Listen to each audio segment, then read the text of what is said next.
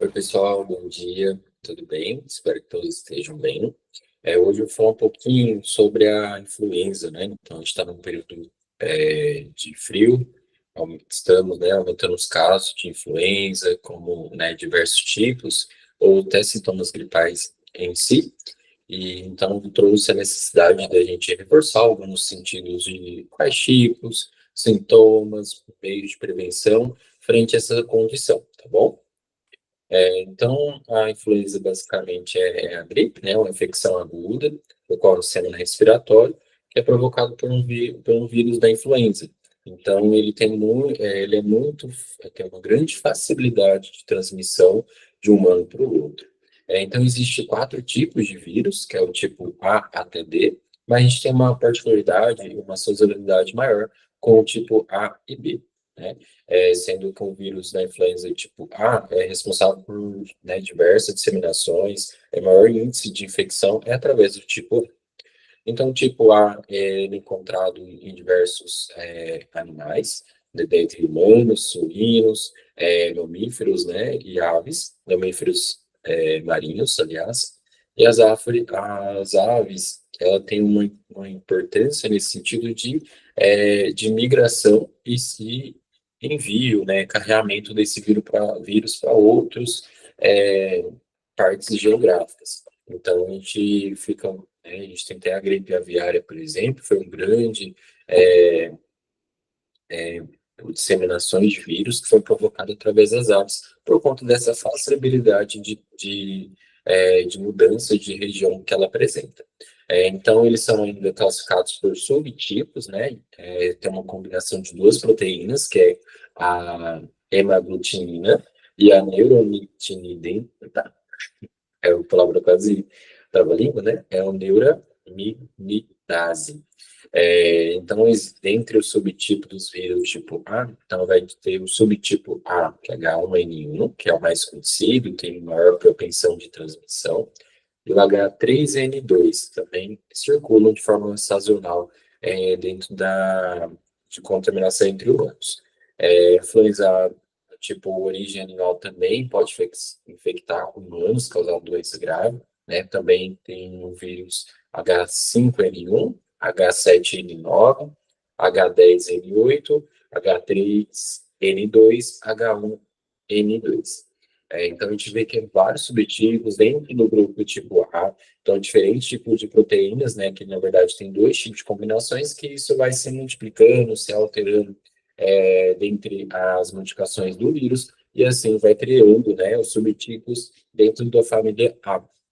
Mas a gente tem um entendimento, sabe, principalmente H1N1, que tipo A, H3N2, né, e o H5N1 são um dos principais vírus de transmissões, né, dentro do grupo tipo A. Então, a gente tem só esse título de entendimento que estarmos num grupo específico. Agora, o tipo 2, né, ele vai ser exclusivamente humanos, então, tipo A, a gente tem transmissão, na verdade, contaminação entre humanos, animais, agora o tipo B é só humanos, né? Circula também por dois grupos, né, duas linhagens, então, linhagem B, Yangama, Yamagata, na verdade, é a Vitória, e o vírus não tem subtipos, ou seja, esses dois tipos do tipo B que tem a exclusividade de infecção dentro dos seres humanos. O tipo B também está presente nosso continente, mas a quantidade, na verdade, a incidência de infecções tipo D é muito menor em relação ao tipo A. A gente tem o tipo C, né, que também é ocasionado dentre os humanos, e também em grupo suínos, detectado com muito menos frequência, então é muito raro a gente ter a incidência do tipo B, e geralmente vai ocasionar sintomas leves, né? E em 2011, é um tipo de vírus que foi identificado, então, assim, teve um subtipo em 2011, mas viu que foi só naquele período, não teve outras disseminações e outros subgrupos dentro do tipo C. E o tipo D que é um vírus, né, mais raro ainda, que foi isolado dentre os suínos e bovinos, e não tem histórico de infecção em humanos. Então, para a gente fazer um resumo, então, tipo, a maior incidência, então ele vai ter vários subtipos, e aí ele também vai ter uma disseminação entre diversos classes, né, seja dentre humanos, suínos, bovinos, mamíferos marinhos, as aves. O tipo B, então, a gente tem uma disseminação bem menor, apresenta só dois tipos de subtipos dele, mas tem uma incidência bem menor de contaminação. Tipo C, tanto humanos, tanto suínos, também tem uma disseminação menor, e o tipo D, a gente não tem um histórico aí de contaminação em humanos, tá? Então, a gente dá um foco maior no tipo A, né, que é o grande presente de incontaminantes registrados em humanos. Então, a transmissão é feita, né, que já é bem conhecido, através de contaminantes respiratórios. Então, ocorre a contaminação entre humanos de um para o outro através de gotículas, que aí é através da fala, espirro, tosse, que é disseminado no ar e estamos no ambiente, né, próximo, esse paciente contaminado, no ambiente reservado ou fechado, e o risco, então, de inalação desse vírus é muito grande. Então, a gente vê aqui, né, a transmissão feita pelo ar, através de partículas, né, que é através de gotículas, que pode ser levado até 1 metro de distância. E aí, até 1 metro de distância, é inalado essas gotículas. É um pouquinho diferente, né, a gente, quando vamos falar de aerosóis, que aí as partículas são mais leves, conseguem disseminar por uma distância maior em relação ao gotícula. Então, a gotícula geralmente até 1 metro de transmissão. As aerosóis têm as partículas que podem chegar a 1,5 m a 2 metros de distância para ter risco de contaminação, dentro do ambiente fechado, né? Então, também é evidência transmissão de modo indireto, né, através de contato e secreções de outros doentes. Então, basicamente, o que a gente sempre, né, reorienta a questão da higienização dos nossos materiais, talvez o estetoscópio, esfigmomômetro, termômetro, porque isso pode estar, né, ali após o uso, contaminar o seu instrumento, e você se contaminar com o seu instrumento e também levar esse contaminante a outros doentes, né? Então, por isso a importância da limpeza e utilização dos nossos materiais de um paciente para o outro, e além disso também de materiais de superfície, né, do quarto do paciente, mas também a caneta, a prancheta, o celular, o óculos de proteção. Então, tudo isso pode ser um veículo de transmissão indireto, que sem estar higienizado corretamente esses instrumentos, a gente pode, né, estar pegando a caneta contaminada, deixa aqui, passa no rosto, por exemplo, e aí eu vou estar se me contaminando através do vírus. Então, a gente tem um período de incubação. Então, tive contato com um doente, um vírus. Então, os sintomas começam em cerca de 2 dias após o contato do vírus, né, infectante. Então, a gente vê que é muito rápido o período de início de sintomas. E aí também, mas pode ter um período de até 4 dias. Então, desde o primeiro dia do contato até 4 dias, você pode estar com o vírus incubado, sem nenhum sintomas, mas aí depois do quarto dia, por exemplo, geralmente já tem início de sintomas respiratórios, né? Então, a transmissão dos adultos saudáveis, quando infectados, transmite o vírus 24 horas antes do início dos sintomas. Então, olha a importância da gente estar lidando com meios preventivos, visto que podemos estar sintomáticos e já estar transmitindo. Então, depois de estar com sintomas, a gente vai estar transmitindo, mas antes disso, já está com risco de transmissão, né? Então, se for em quantidade mais baixa, visto que se eu não tenho 5 sintomas, não vou ter espirro, tosse, coriza, né? Não vai ter gerando secreções, então o risco de transmissão é menor, mas há registros de transmissões mesmo assintomático. Então, no período, né, de excreção viral, ocorre principalmente de 24 horas até 72 horas de início de sintomas. Então, esse período aí de janela de 3 dias, do início de sintomas, é muito crucial, importante, visto que o alto teor de vírus nas suas gotículas é muito grande. Então, o risco de transmissão também vai ser muito grande. E aí vai declinar, né? Após o quinto dia. Então, após o quinto dia, vai reduzindo esses riscos de transmissão, mas há risco ainda após 5 dias de transmissão de um de um paciente para o outro, paciente para nós, entre profissionais, tá? Então, os principais sintomas que tem registrado na influenza é dor de cabeça, é febre, dor de garganta, tosse, dor no corpo. Então, esses 5 sintomas são os principais sintomas apresentados no período da influenza. Mas apresenta diversos outros sintomas que pode apresentar nessa janela viral. Então, tanto calafrio, mal-estar, mialgia, cefaleia, prostração, né, uma alimentação perda de apetite, né? Uma secreção nasal excessiva, muita coriza, e os extra-adicionais, que a gente vai num componentes não respiratórios, que seria mais diarreia, vômito, fadiga, pode apresentar mais rouquidão, uma ardência na laringe, olhos mais vermelhos e lacrimejanos também, devido ao risco, né, que são de componente de ardência que apresenta na córnea, devido a os sintomas que apresenta na região facial, nossa face, né, tanto as fossas nasais, tanto as faces frontais, que pode apresentar essas alterações oculares também. Mas, como eu apresentei, uns sintomas extra-adicionais, o risco de apresentar, principalmente sintomas oculares, é muito menor, mas temos o título de entendimento que existe essa possibilidade de sintomas oculares. Então, tem algumas particularidades, né, que humanos, perdão, adultos, o quadro clínico sadio pode variar em intensidade, então pode ser apenas uma cefaleia, pico febril, ou uma febre com calafrio, então é uma vasta gama, né, de sintomas que pode apresentar. Agora, as crianças podem atingir febre muito alta, um pico febril muito alto, que é difícil o controle, ou mesmo com antitérmico, ele vai abaixar muito pouco essa temperatura, tá?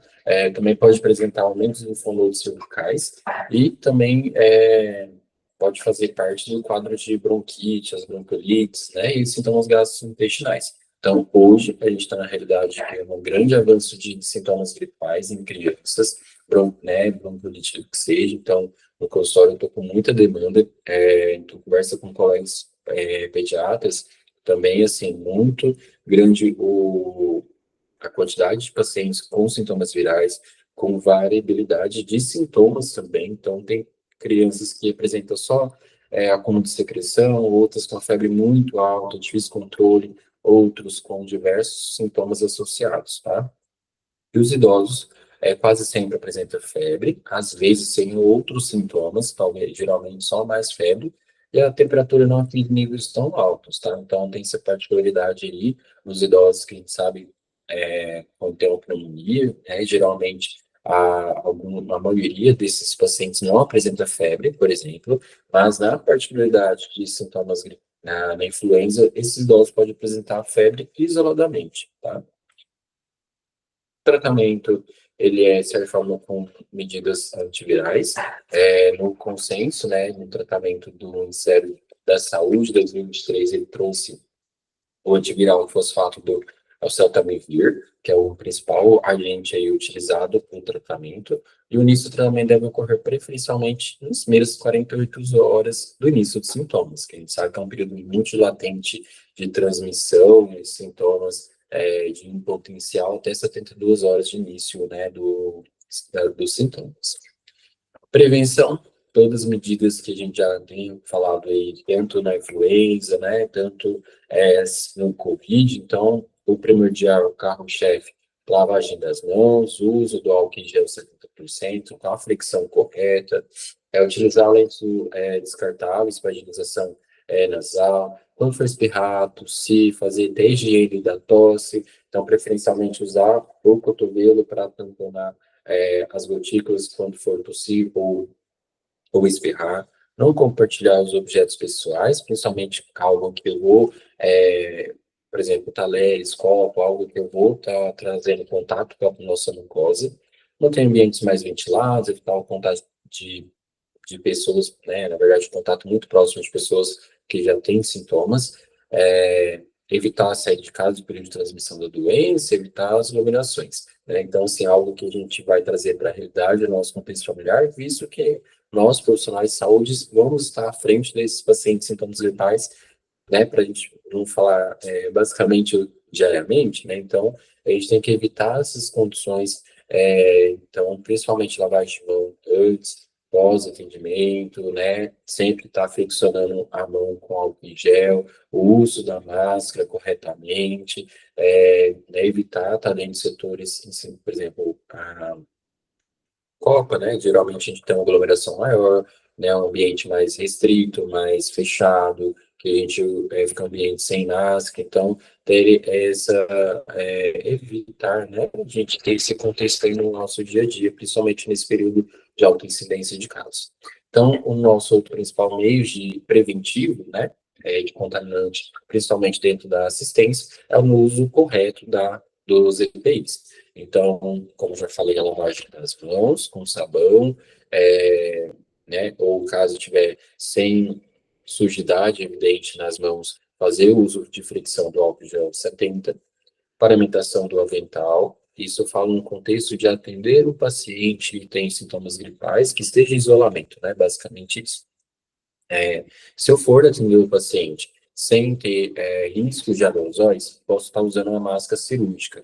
Agora, se eu vou fazer uma aspiração, o paciente tem que fazer VNI, e aí então vai gerar aerossóis, e aí eu vou precisar de usar um recurso que é a N95, certo? Então, geralmente a gente usa só a máscara cirúrgica no contexto que não tem risco de aerossóis, ou contém aerosóis para usar N95. A gente tem uma prática aqui no nosso hospital que os profissionais gostam de usar as duas máscaras. Então, quando for usar a máscara, tanto cirúrgica, tanto N95, o meio correto é usar a N95 e a cirúrgica por cima, não ao inverso.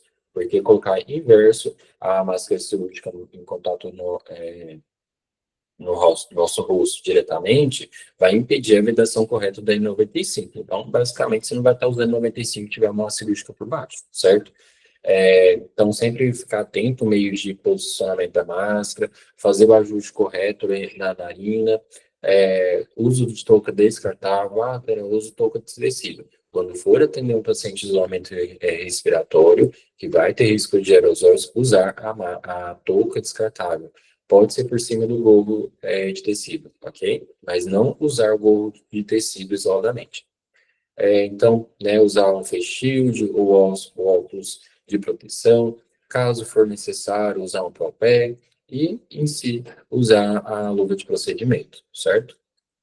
Agora, a desfragmentação é uma etapa muito importante e necessária de ter atenção, visto que na pandemia a gente teve um alto índice de contaminantes de profissionais na desfragmentação. Então, as medidas corretas dentro do leito do paciente, retirar a luva, né, da forma do indicativo, lavagem das mãos ou passar álcool em gel friccionado, tirar o capote em medidas que a gente não tem risco de contaminante. Você pode puxar o capote pela manga, ou até mesmo usar aqui o nó. Então, você pode pegar aqui sem estar encostando diretamente na sua roupa, fazer esse puxado, e aí você pode enrolar dentro internamente, você vai puxando, envolvendo a manga, né, com o ambiente que está ficando em contato com o paciente.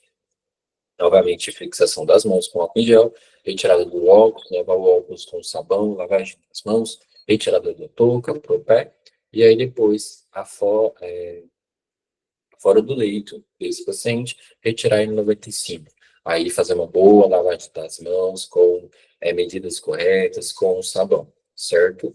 Então, sempre ter essa atenção. Então, vocês separar todo, eu vou tirar um EPI, lavagem das mãos ou álcool em gel. Tiro o EPI, o mesmo processo. Então, você vê que, por exemplo, nessa retirada, nessa exemplificação, pelo menos 4 vezes foram passado álcool em gel e feito lavagem das mãos, ok? Então, a nossa atuação é em frente a esse contexto, né? Então, a gente vai trabalhar principalmente nas condições respiratórias, né? Que o paciente tem evoluído com a piora do quadro, geralmente evolui com uma pneumonia viral. Então, a gente tem várias fases, né? Que a gente vai sempre elencar a conduta frente à nossa avaliação.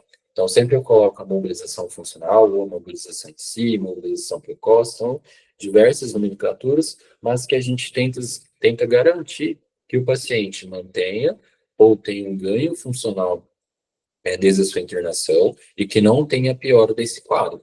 Então, assim, falar até, a gente não quer que o paciente perca força. É inevitável, caso o paciente estiver entubado, usar antibiótico, sedação, o paciente vai ter uma perda de musculatura, aí haverá uma fraqueza, mas a nossa atuação aí primordial é evitar que isso ocorra, né? Ou uma contratura articular, mobilização do paciente, mudança de decúbito, se o paciente tem possibilidade de sedestar, abrir o leito, poltrona, deambular, então todo aquele contexto de recursos que eu posso utilizar para esse paciente para melhorar a mobilidade dele, melhorar ou evitar a perda. Então, a higienização brônquica, expansão pulmonar, e tudo isso eu vou garantir a melhor troca gasosa desse paciente, evite, então, que esse paciente evolua com hipoxemia. Então, eu coloquei basicamente essa imagem, que é uma alta gama de condutas a gente pode, né, podemos ter para auxiliar esse paciente nessas condições da influenza. Coloquei, então, da oxigenoterapia. Então, caso o paciente necessitar de oxigenoterapia, a gente tem vários recursos, que principalmente é o cateter nasal e a máscara reservatória, certo? Não utilizar Venturi em paciente com suspeito ou confirmação com influenza, certo? Então, porque ele vai gerar mais aerosóis, vai dispersar mais contaminantes virais, então a gente tem que ser sempre em alerta, né, no dispositivo que o paciente está usando. Chega no leito, o paciente está com Venturi, já imediatamente vê uma outra medida que a gente podemos estar oferecendo ao paciente, ok? VNI, então não é contraindicado VNI em pacientes com suspeita ou confirmante. A questão é sempre estar, quando o paciente for isolado, fazer então a AVNI no quarto fechado, ou estou no pronto-socorro, preferir se a possibilidade de verificar um leito na observação, caso tenha mais alguém dentro do pronto-socorro. Então, vou fazer VNI, mas eu tenho outro paciente, não tenho outro leito. Tenta pelo menos fechar as cortinas em volta daquele paciente que está fazendo VNI, uso do filtro, sempre observar se as conexões estão tudo fechada, vedada, que não há vazamento, certo?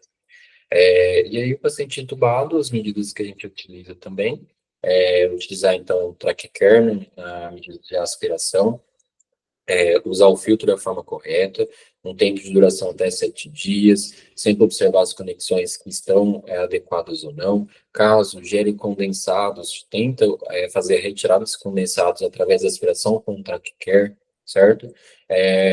Vamos aspirar vias aéreas nasais, perdão, vias aéreas superiores, oral, vamos usar o óculos de proteção, para realmente, como eu já falei, proteção, certo? Porque uma gotícula, a partícula que for para essa região do olho, já, né, tem um risco muito grande de contaminar.